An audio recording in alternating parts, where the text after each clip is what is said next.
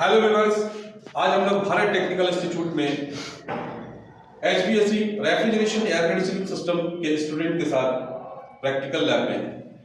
इसमें HVAC का एक कॉमन प्रैक्टिकल इन लोगों को देना जरूरी है, जिसमें डेली प्रैक्टिकल है।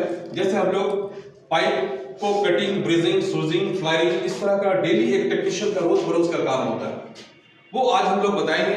बिल्कुल सॉलिड तकनीकी सिरे से बताएंगे ताकि लड़कों को अच्छी तरह से समझ में आ जाए। क्योंकि डेली हम लोगों को कंप्रेशर चेंज करना पड़ता है, डेली हम लोगों को इवोपरेटर चेंज करने की जरूरत पड़ती है। हर एक टेक्नीशियन न जाने एक सर्विस सेंटर में न जाने कितने सारे काम सुनते हैं, एक कंपनी में न जाने कितने सारे रोज का कंप्रेशर चेंज वगैरह डेली का लगा हुआ है।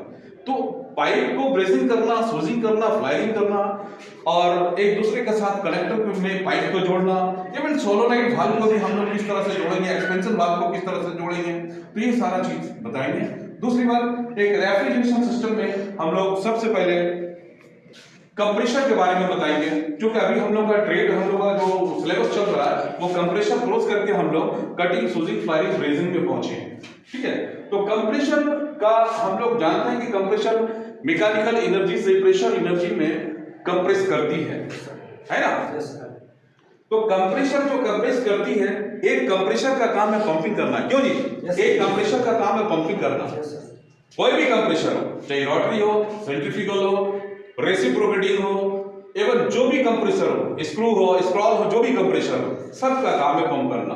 पर कंप्रेसर जो पंप करती है तो पंपिंग एफिशिएंसी कितना होना चाहिए, एक कंप्रेसर का पंपिंग एफिशिएंसी कितना होना चाहिए, ये जानना जरूरी है। नहीं तो कैसे जानेंगे कि कंप्रेसर हमारा ठीक ठाक पंप कर रहा है ना।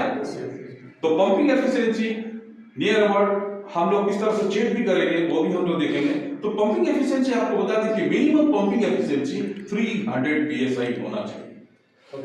300 psi, अगर 300 psi नहीं है तो वो लेस पंपिंग में आता है, फिर कूलिंग सही नहीं करेगा, सही नहीं करेगा नहीं। जिस तरह मोटर गाड़ी में अगर उसका कंप्रेसर नहीं बन रहा, पंप नहीं बन रहा, तो बोलते ना मैकेनिक की बोर करना होगा गाड़ी को।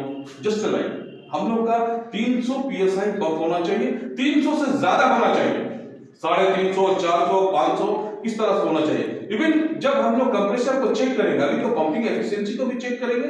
पंपिंग एफिशिएंसी चेक करने के बाद में हम लोग वो देखेंगे कि कंप्रेसर में जैसे स्विच ऑफ करेंगे, पहले तो कंप्रेसर का जो पंपिंग एफिशिएंसी करेंगे तो हमारा जो वाइटर है वो रीडिंग बताएगा कितना पंप कर रहा है। जैसे कंप्रेसर बंद करेंगे तो सक बैक नहीं होना चाहिए, कांटा जस्ट रिटर्न नहीं जाना चाहिए।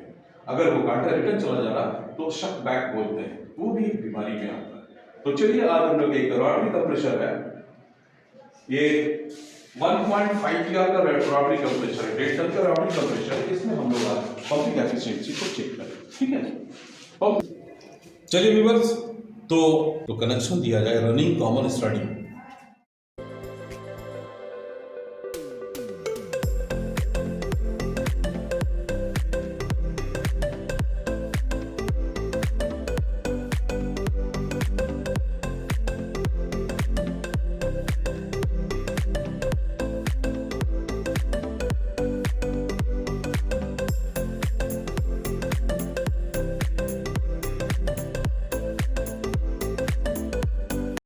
आज कंप्रेसर का हम लोग पंपिंग एफिशिएंसी चेक करेंगे कि एक कंप्रेसर में मिनिमम क्षमता माने पंपिंग का जो क्षमता है, पंपिंग कैपेसिटी कितना होना चाहिए जो एक रेफ्रिजरेशन उपकरण में उपयोगी और कार्य योग्य बन सके।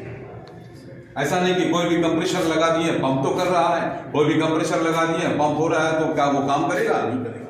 तो पंपिंग एफिशिएंसी मिनिमम 300 psi या इससे ज्यादा 350, 400, 500, 600 इस तरह का भी होना चाहिए।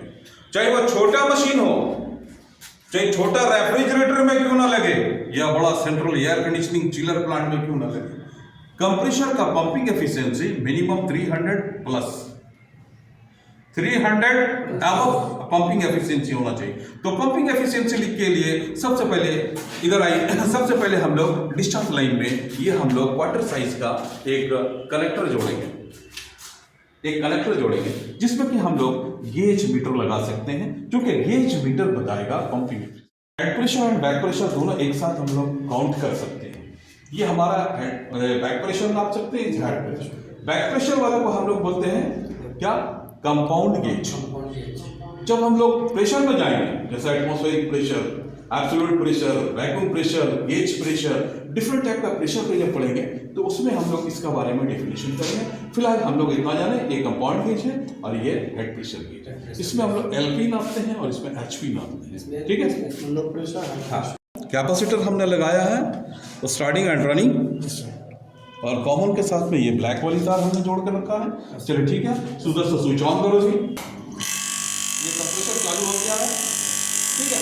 तो हम लोग हेलो, ये मणिपुर केज का हम लोग किस तरह से पाइप को सेटिंग करेंगे, तो हम लोग जिस प्रेशर को नापेंगे, अगर जैसे हम लोग एक्चुअली इसका पंपिंग नाप रहे हैं तो हेड प्रेशर नाप रहे हैं, माने ज़्यादा अधिक प्रेशर वाली को नाप रहे हैं।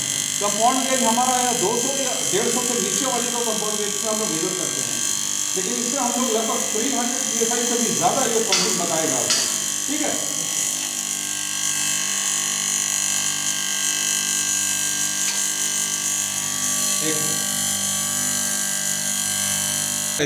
पंप कितना जा रहा है देखिए, अभी कितना में पहुंचा जी, 150, ये लगभग 200 PSI। ये मीटर का रफ्तार है, माने पॉइंटर का रफ्तार इतना अच्छा है कि ये पता चलता है कि हम लगभग 500 PSI क्रॉस कर जाएगा ये, ठीक है ना। ये 300 PSI क्रॉस कर गया है, देखो ये 350 क्रॉस, यानी पंपिंग माने well condition, good pumping is good, एकदम बढ़िया पंपिंग। अपना कैपेसिटी के अनुसार जो भी कब जैसे 1.5 लिया तो ओवर पंप हो जाता है।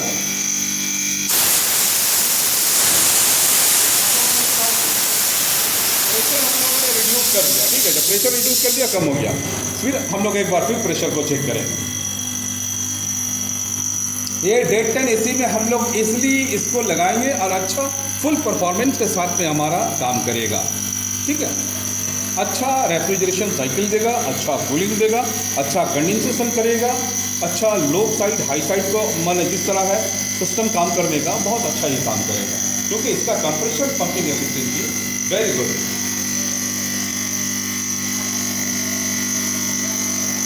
कंप्रेशर बंद कीजिए, यस, देखो कांटा होल्ड हो गया, कांटा होल्ड हो गया, होल्ड हो गया के मतलब सकबैक नहीं है, जबकि रोटरी कंप्रेशर है थोड़ा बहुत सकबैक आ जाता है, इसके बावजूद भी कांटा हमारा होल्ड है। इसका मतलब है कि कंप्रेशर वेरी गुड, क्योंकि रिटर्न इसका जो हेड में जो प्रेशर है हमारा, हेड का प्रेशर रिटर्न नहीं चला जा रहा है, रिटर्न नहीं चला जा रहा, रिटर्न चला जाएगा तो सकबैक, तो फिर अच्छा नहीं माना जाता उसको। बहरहाल ये कंप्रेशर बहुत ही अच्छा है, ओके ठीक है। चलिए हम लोग इसका प्रेशर को रिलीज कर देते हैं।